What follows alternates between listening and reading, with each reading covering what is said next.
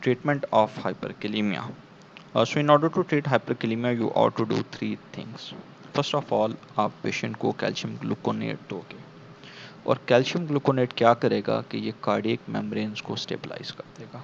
ठीक है, अब इसका क्या मतलब है कि ये कार्डियक मेम्ब्रेन को स्टेबलाइज कर देगा और उसका फ़ायदा क्या. First of all, as we know that our patient is suffering from hyperkalemia, जिसका मतलब ये है कि that there is a lot of potassium inside the body. Body के अंदर बहुत ज़्यादा पोटाशियम है, या बॉडी के अंदर पोटाशियम के लेवल्स बढ़ रहे हैं beyond normal. So why this rising level of potassium is dangerous? The reason is कि ये पोटाशियम बहुत बहुत जल्दी एक्ट करता है हार्ट पे, and it messes with the electrical activity of the heart. It messes the sinus nodal activity, it messes the AV nodal activity, resulting in bradycardia, resulting in AV nodal blockade, and resulting in arrhythmia that can be fatal and that can be life threatening. So in order to protect this precious heart, you need to make it strong. इस heart को strong बनाने के लिए you give calcium gluconate.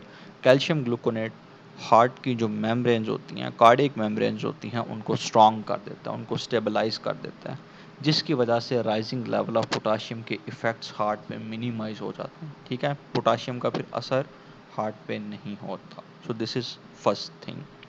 ठीक है, this is the first thing that you give calcium gluconate which makes your heart strong. Second thing, आपने ये जो राइजिंग लेवल ऑफ पोटाशियम है, इनका कुछ करना है, इनको कम करना है. ठीक है, इनको इमीडिएटली फौरी तौर पे with in a matter of second जो ड्रग कम कर सकती है, दैट इज इंसुलिन. ठीक है, let us say this is our extracellular compartment and this is our intracellular compartment. तो एक्स्ट्रा सेलुलर कंपार्टमेंट में बहुत सारा पोटाशियम है. इंसुलिन क्या करेगा, इंसुलिन ये सारे पोटाशियम को इंट्रासेलुलर कर देगा, पोटाशियम को सेल्स के अंदर धकेलना शुरू कर देगा ब्लड से.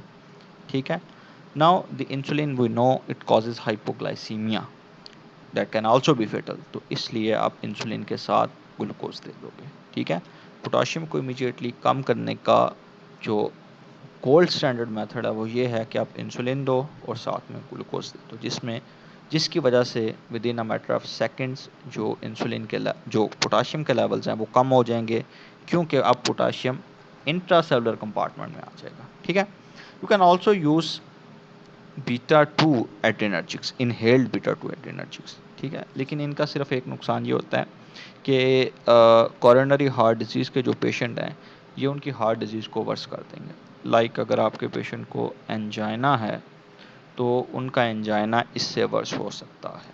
सो this is number 2, rapid acting treatment जो इमीडिएटली पोटाशियम को सीरम या फिर ब्लड के अंदर कम कर सके. Number 1 is insulin glucose and number 2 is beta 2 adrenergics. Number 3 is, ठीक है, आपने पोटाशियम के लेवल्स को बॉडी सीरम में कम कर दिया, ब्लड में आपने कम कर दिया, एक्स्ट्रासेलुलर कंपार्टमेंट में कम कर दिया, लेकिन पोटाशियम को बॉडी से निकालना भी तो है. उसकी रीज़न ये है कि जैसे इंसुलिन के लेवल्स या जैसे ही इंसुलिन का इफ़ेक्ट ख़त्म होगा, तैसे ही ये सारे का सारा पोटाशियम जो इंसुलिन ने इंट्रासेलुलर भेजा था वो एक्स्ट्रा सेलुलर आना शुरू हो जाएगा और फिर से हाइपरकैलेमिया होना शुरू हो जाएगा. ठीक है, तो you need to remove the potassium, you need to do something जिससे पोटाशियम बॉडी से बाहर निकल सके.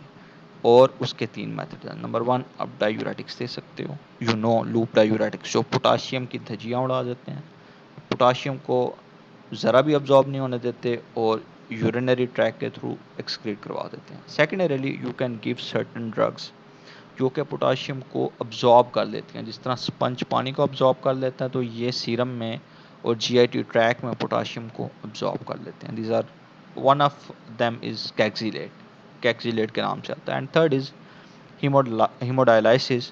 हीमोडायलाइसिस, यू नो अबाउट हीमोडायलाइसिस कि ये फिजिकली पोटाशियम को ब्लड में से रिमूव कर देगा. So these are the 3 things that can remove the potassium from the body. So इन तीनों में से सबसे इम्पॉर्टेंट ट्रीटमेंट क्या है, दैट इज़ नंबर 2, जो इमीडिएटली पोटाशियम के लेवल्स को कम करेगा. ठीक है, अब हम नंबर 3 सबसे पहले क्यों नहीं कर सकते, इतना मतलब वक्ता करने की क्या ज़रूरत है. कि पहले एक्स्ट्रासेलुलर से इंट्रासेलुलर भेजो, उसके बाद आप इसको बॉडी में से निकालो, फिर आप कैल्शियम ग्लूकोन, आप सीधा ही पोटाशियम को बॉडी से बाहर क्यों नहीं निकाल देते? ये 2 स्टेप छोड़ के सीधा तीसरा क्यों नहीं कर देते? उसकी रीज़न ये है कि पहले 2 स्टेप होते हैं रैपिड एक्टिंग, ठीक है? रैपिड एक्टिंग, बहुत जल्दी एक्ट करते हैं, पेशेंट की लाइफ बच जाती है। जो हमारा थर्ड स्टेप है डायूरेटिक, काम करते करते 30 मिनट ले लेती हैं अपना इफेक्ट शो करते करते। ये जो रेजन्स हैं ये 1.5 आवर, 1-1.5 घंटा ले लेते हैं काम करते करते। और हीमोडायलिसिस आपको पता है एवी फिस्टुला बनाना पड़ता है, उसके बाद हीमोडायलिसिस का काम चलता है, and that is also time consuming.